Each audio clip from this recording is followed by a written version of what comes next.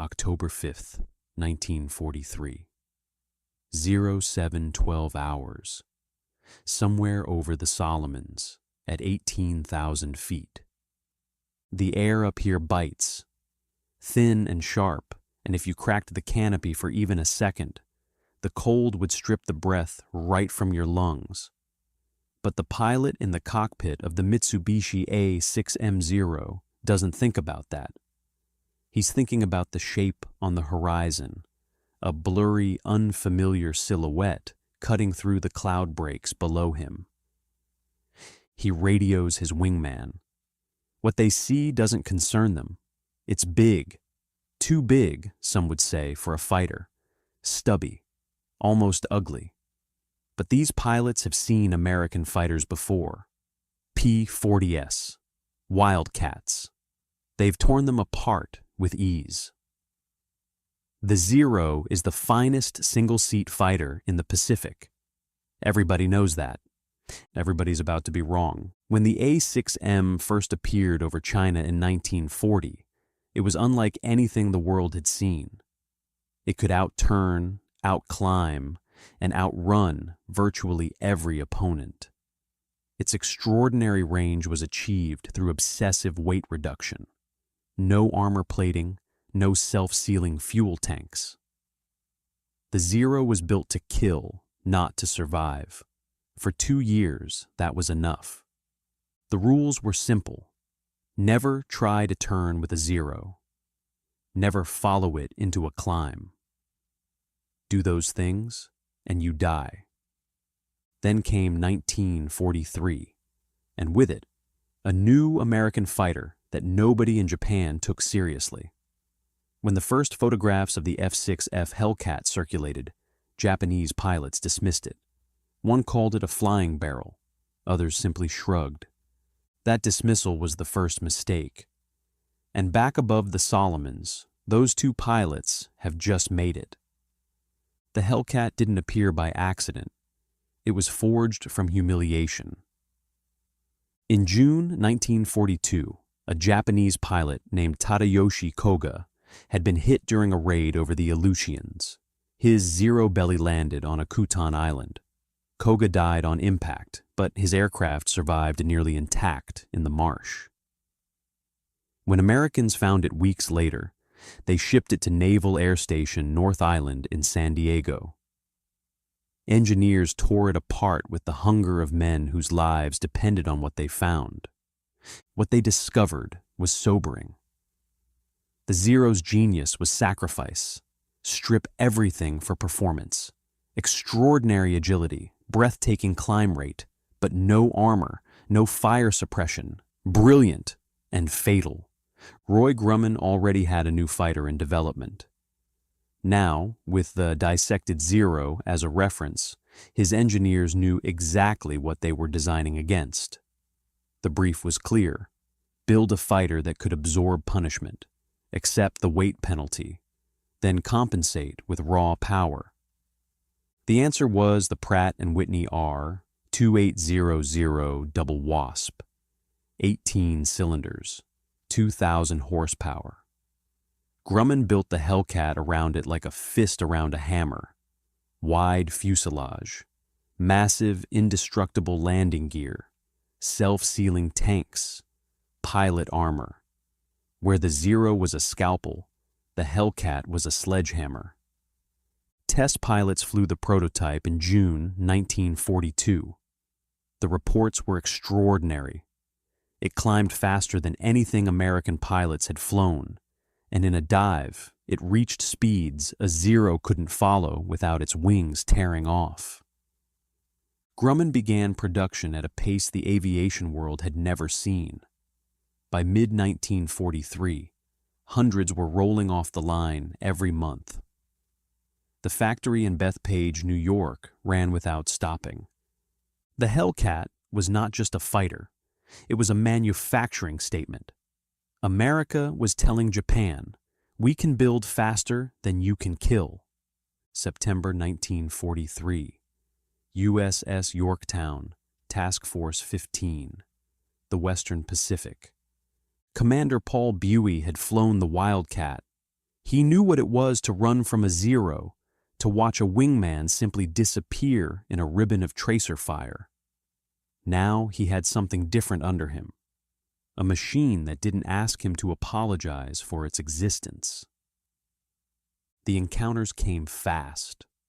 Over Marcus Island, over Wake, over the Gilberts, Hellcats and Zeros found each other, and the numbers began their grim arithmetic. American pilots discovered what Grumman had promised.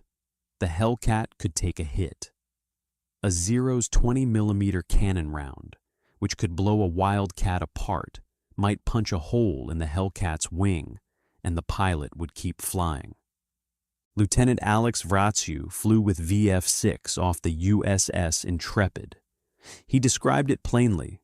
The Zero was a marvelous aircraft. But once you understood it couldn't take punishment, once that was in your body and not just your mind, the fight changed completely. The tactics crystallized. Use altitude. Above 14,000 feet, the Zero lost its edge. Dive away from unfavorable engagements. The Zero couldn't follow without risking structural failure. Hit hard, hit fast, reset. But tactics alone don't explain what happened next. Japan's greatest pilots, Nishizawa, Sakai, the legends of the early war, were being spent. At Midway, in the Solomons, the Imperial Navy was losing veterans it couldn't replace. The training pipeline was long and demanding, and Japan refused to shorten it for quality's sake. America had the opposite problem, in the most fortunate sense. Thousands of new pilots per year, stepping into a machine that rewarded aggression over transcendence. By the end of 1943, the kill ratio stood at 6-1 in favor of the Hellcat. In Tokyo, the numbers were studied in silence. There were explanations offered: tactical errors, bad luck, the element of surprise. Nobody wanted to say what the numbers actually meant. June 19th, 1944. 05:59 hours. Above the Philippine Sea. Radar operators watch the scopes in tense silence. The contact is enormous. 430 Japanese aircraft inbound, launched from 9 carriers. Vice Admiral Ozawa has committed everything.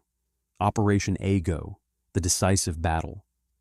On the American carriers, the loudspeakers crackle.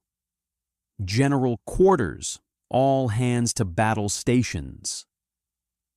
Commander David McCampbell leads his fighter group from the Essex. He has altitude, radar-guided intercept data, and 47 Hellcats. As the first Japanese wave climbs toward the fleet, his formation descends from above like a hammer falling on glass. The slaughter is almost clinical. The Japanese pilots of 1944 are not the pilots of 1941. Many are inexperienced, rushed through shortened training, lacking the thousands of hours that made their predecessors legends. They are brave. They fight. But they are facing veterans who have absorbed 2 years of Pacific combat into their bones. Lieutenant Commander Vraciu joins the battle late, engine trouble having delayed his takeoff. He climbs hard, and when he arrives, the sky is filled with Japanese aircraft. In 8 minutes, Vraciu shoots down 6 dive bombers in a single sustained attack. When he lands back on the Lexington, he holds up 6 fingers for the photographers on the flight deck. The image appears in newspapers across America. 4 separate Japanese waves come in through the day. 4 times, the Hellcats shred them. Of 430 aircraft launched, 346 are destroyed. American combat losses, 23 aircraft. Listening to their radios, watching Japanese formations dissolve in smoke above them, American pilots begin talking among themselves. One exchange gets recorded and passed down. "Hell, this is like an old turkey shoot back home." The name sticks, but it wasn't easy. It was the result of 2 years of sacrifice, production, and the men who had flown inferior aircraft in 1942 and died so that 1944 could be different. Ozawa's fleet limps home with 9 empty carriers. Japanese naval aviation is broken in a single day. There is a document in the U.S. Navy archives, classified for years after the war, that tries to reduce what the Hellcat accomplished to a single ratio: 19-1.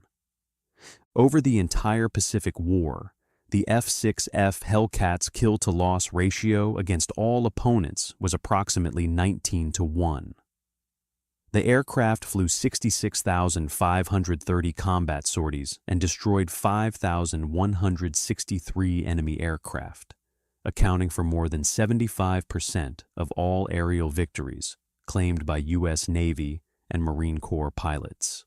Of the 307 American aces produced by naval aviation, 305 flew the Hellcat as their primary aircraft.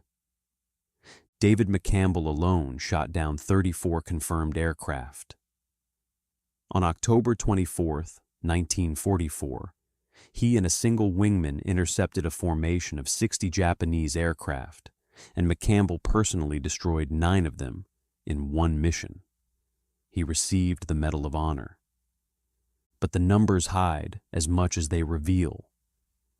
Behind each kill was a pilot who had once looked at the sky and felt the same pull that drew young men into cockpits everywhere.